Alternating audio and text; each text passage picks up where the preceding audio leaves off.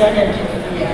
Asia memutuskan tentang pangan ini dengan cukup serius dan khususnya pada periode yang lalu hidup Asia, dan insya Allah pada periode ini kita akan lebih tingkat pangan. Dan juga kita tahu kalau Pak Prabowo waktu di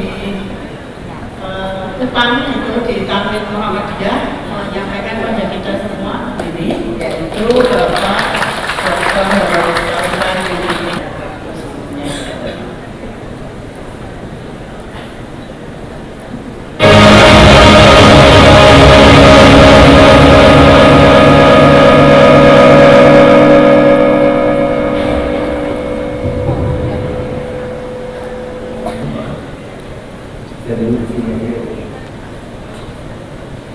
yang saya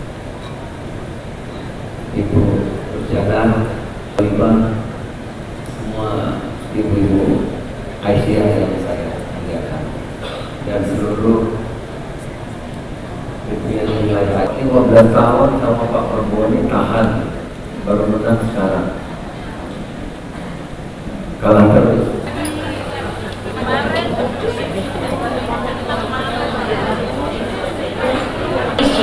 Bapak Profesor Dr. Kiai Haji Nasaruddin Umar MH telah tiba di tempat acara.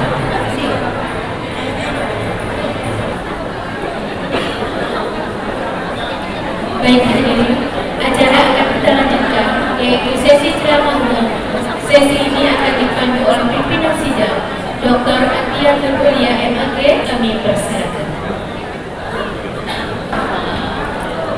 Kami syuhati sabri wa yasri amri wa hlul 'uqdatam min lisani. Yang saya hormati Menteri Agama Republik Indonesia yang sudah hadir bersama kami dengan Ibu Aisyah, dan perlu kami informasikan baru saja tadi pagi mendarat dari Jeddah, tetapi karena niatan yang sangat kuat dari beliau untuk ketemu dengan ibu sekalian, saya Umirah Pusat Aisyah, Ibu Dr. Salma Abdayna, kemudian seluruh pimpinan Pusat Aisyah,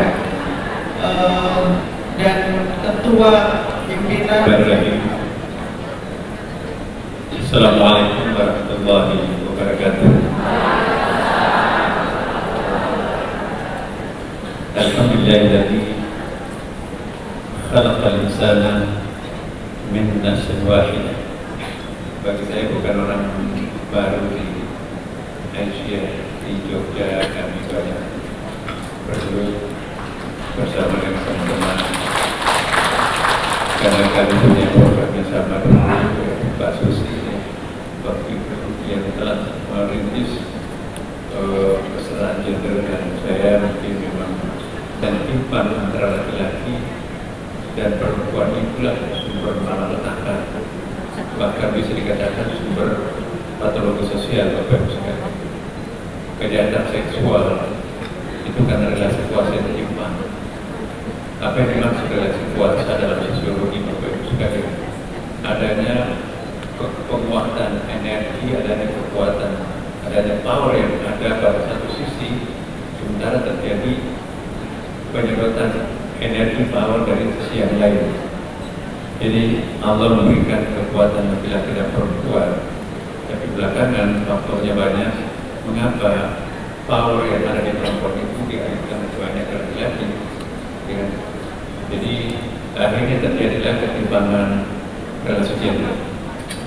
Ketimpangan relasi gender inilah yang melahirkan berbagai macam patologi sosial, kejahatan-kejahatan masyarakat.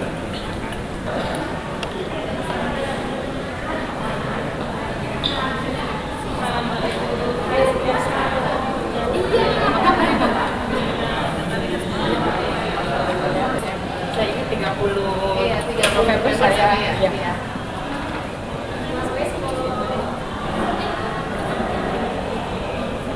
Dia mulainya tuh sebelum apa selesai?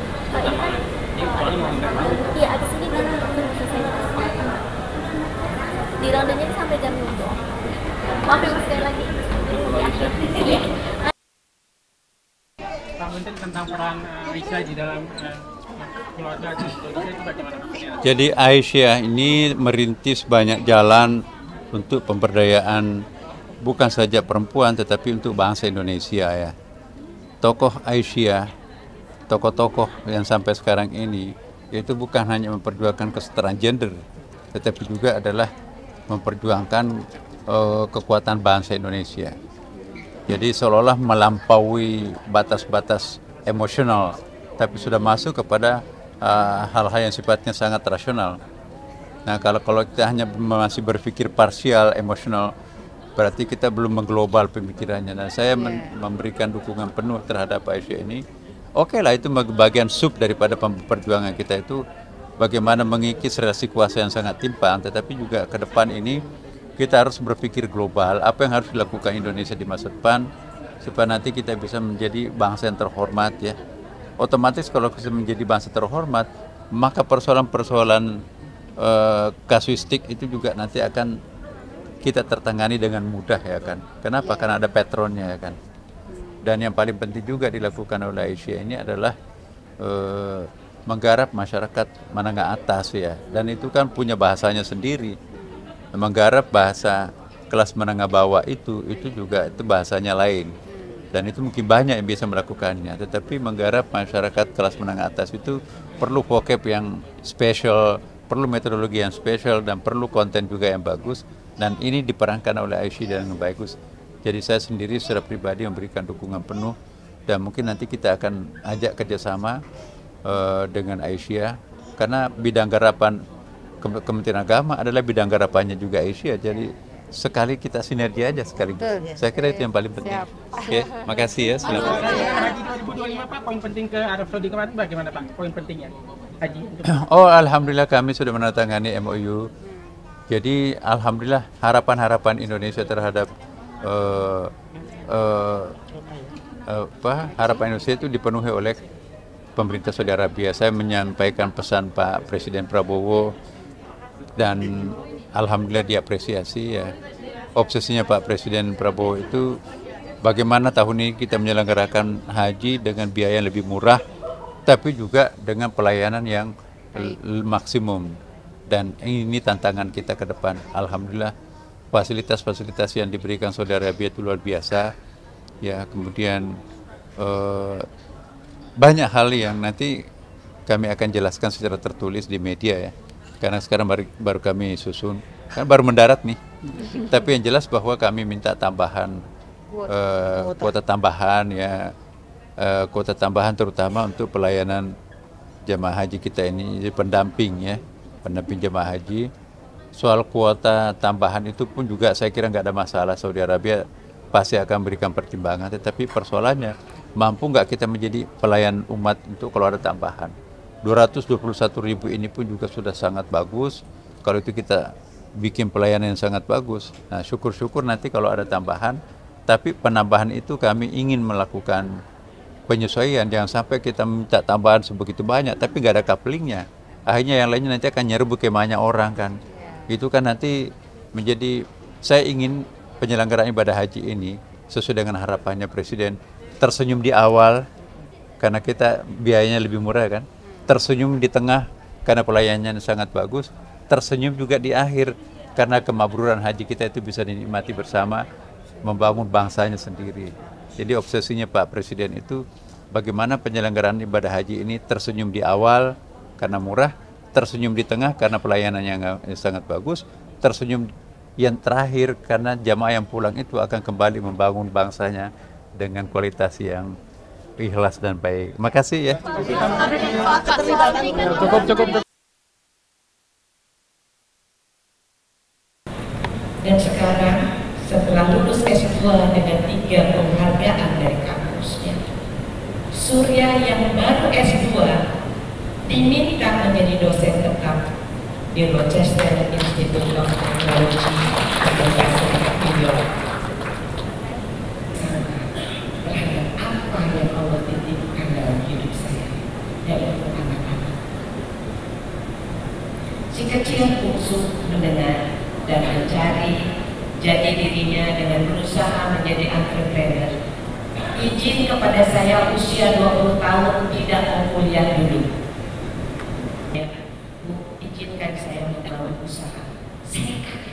semua orang kuliah, dan dia sudah diterima di ITS Surabaya. Oh, saya udah kasih kabar ke seluruh keluarga. Saya itu mentok-mentoknya kalau membanggakan itu ke seluruh keluarga dulu, ke kakak-kakak saya. Alhamdulillah, karena si bungsu ini nyeniman. Nanti saya ceritakan. Begitu diterima di ITS, saya bangga, saya bahagia banget. Dia udah bangga. Bayangkan, ya, saat itu Surya masih baru S1.